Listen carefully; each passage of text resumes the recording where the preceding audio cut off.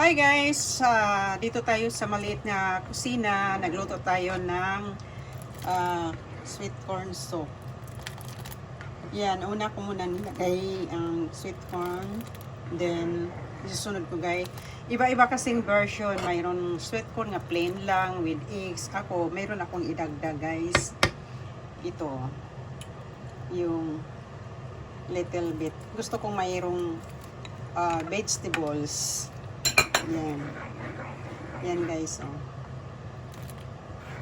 So, sa cold weather guys, masarap itong sweet corn soup. Ayan, oh. So, the last tip guys is yung egg naman. Nilagyan ko na to ng little bit corn flour para mag creamy siya konti guys. Ito, oh. So, mabilis lang to siyang maluto. Next step is itong egg. Pwede isa, pwede dalawa. Yan. Ilagay na natin. Yan. Tapos, halo ng halo, guys. Yan.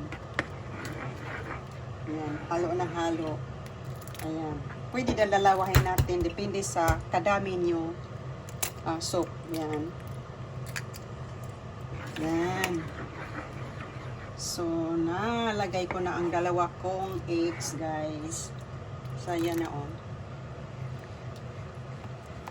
Ito na ang huling nilagay nga eggs. Pagkatapos na, guys, kunting minutes lang, pwede na haunin at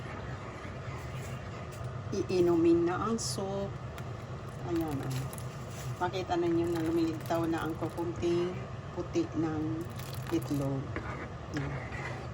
Very easy lang guys. Ayan.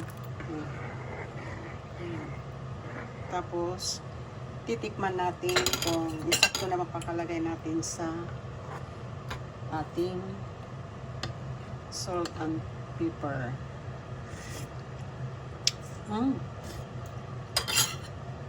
Wow, tama-tama to guys. Pasok sa malamig na weather. Ayan. Look at this guys. Simply and easy recipe. Corn soup. Sweet corn soup. Malamig na oh, ito na guys. Puti na ang lahat nating itlog.